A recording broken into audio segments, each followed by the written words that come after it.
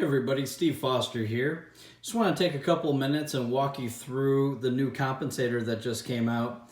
And this is my tandemized Ruger Mark IV. Of course, it is empty. And so here on the front of it, we've got the new Steve Foster Shooting Sports compensator in collaboration with Wiland USA. First, let's talk a little bit about how do you mount these. And so typically I put just a dab of Loctite on it, but it screws off on 1/2 by 28 threads, and it will come with an O-ring. Let me see here. Grab that little bad boy so you can see it. All right, right here. So it comes with an O-ring that goes into the back of the compensator. There's a little chamfer right there, so it should mount flush for you. But again, I recommend put the O-ring on and then get it timed, take it back off, make sure it fits all right, and just put a dab of Loctite. And when you go to get that off, sometimes they'll break free by hand, but if not, you can go ahead and use just a little bit of heat to get rid of the Loctite, and it should twist off. Worst case scenario, the sides are flat, so sometimes you can put a rag and put like a crescent wrench and just give it a little turn, and then it'll break off. All right. So what I want to do here is I want to walk you through some of the design elements of the compensator, what makes this different. I think the first thing that you'll notice is it's got a progressive port that's kind of like a teardrop, and what the function of this is to start to release some gas, but there's a proprietary chamber on the inside that's been made to force gas kind of back as the bullet exits through the end of the compensator. And so what happens is it builds pressure as it comes out to keep the muzzle of the gun down. There's also a 15-degree angle right in here. I've got a compensator on my Rimfire rifle open gun that I've had probably for close to a year now, because I want to make sure before we brought something to the market that is really time tested, and I haven't had to clean the top port out at all in 20,000 rounds, and I'm shooting elite force. All right, and then on the sides, what we've got is we've got a cutback of 45 degrees.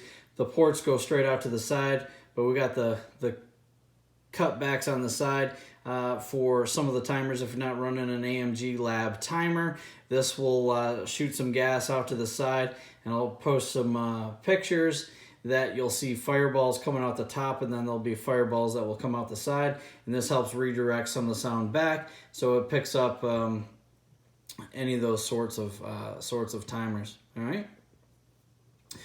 In terms of design elements, we put in, because I'm a 1911 guy, we put in a crown on the end of the gun just because we think it looks pretty cool. We got another 45-degree secondary cut up front. Two things. Number one, it gives it an aggressive look to the compensator.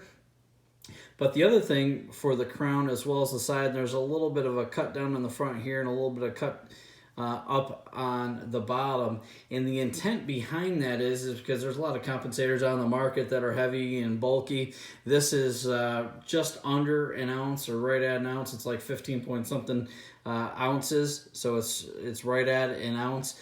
A lot of other compensators are an ounce or more, but after shooting my PCCs and whatnot, I noticed a significant drop in time with my ultra lightweight JP PCC, and the difference is I went to an ultra lightweight barrel that took the weight off the front of the gun and allowed me to speed up the front of the gun, but it also allowed for smoother transitions back and forth, and a less weight out from the end of the gun makes those transitions really easy with heavier comps or with comps that are big and bulky. It makes that transition back and forth kind of clunky, and I do apologize for some of you that are running other comps that you start swinging the gun, you're like, oh yeah, that does feel kind of bulky.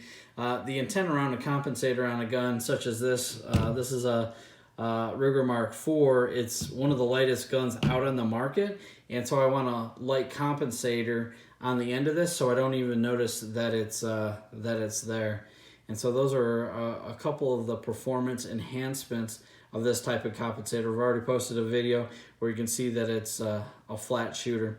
So it's just not that it's a flat shooter, because there's a lot of compensators out on the market that that do a very good job of keeping the muzzle down. And don't be mistaken that the purpose is not just necessarily to keep the muzzle down, but it's also to make sure that when the gun returns, when you're shooting a gun, even with a good compensator, you'll still move like this, but a good return is it comes up and then it comes right down to where it started.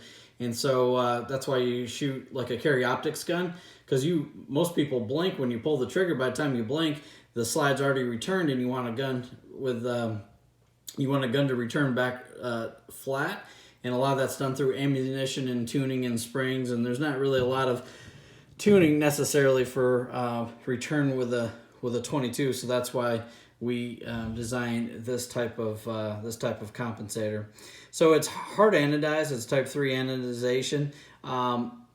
And the good part about that is it'll stand up to the test of time. There's been some questions around, does this work with the dip? Yes, it does. The only thing that I've had to clean in just once so far is the side ports. So the top doesn't accumulate everything. We did some design things to try to eliminate the side ports, but what ends up happening is if you don't collect some on the side and you kind of put the same kind of edge on it, it'll actually go to the muzzle. And then the worst thing that could ever happen is you start obstructing the hole where the bullet comes out of.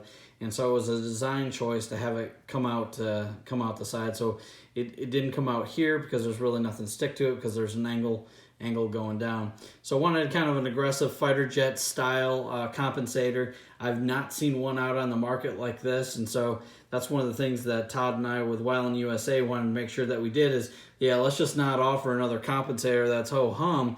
But, so it's got an aggressive styling. The other thing that we did is we wanted to make it universal so it doesn't look weird on any type of gun. So it's got flat-sided sides on it, so it fits, it lines up with Tactical Solutions 2211 upper. Same thing with a CWA. Chet has made some threaded barrels in the past, but then it also looks good on a round gun like what you just saw.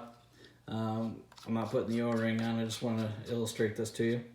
But it also looks, and it's timed perfectly on this gun, but it looks aesthetically pleasing, downright aggressive, and pretty darn snazzy. So we're talking about having a limited edition of titanium. We'll see if that comes to fruition. Titanium is extremely expensive.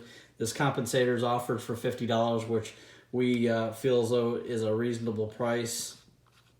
So it's very affordable for people. The titanium may not be as affordable for everybody, but I've had a lot of folks that have asked for it. So this is the magic behind the compensator. It works extremely well. It's very efficient, gets rid of gas.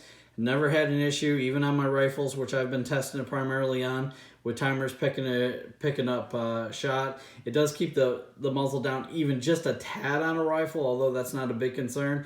But it's definitely, I want to make sure that it stayed clean, and then picked up the timer, and it didn't get any crud here on the end of the muzzle. So there's a lot of design time that has gone into this. All right, and then it's laser engraved my logo underneath. All right.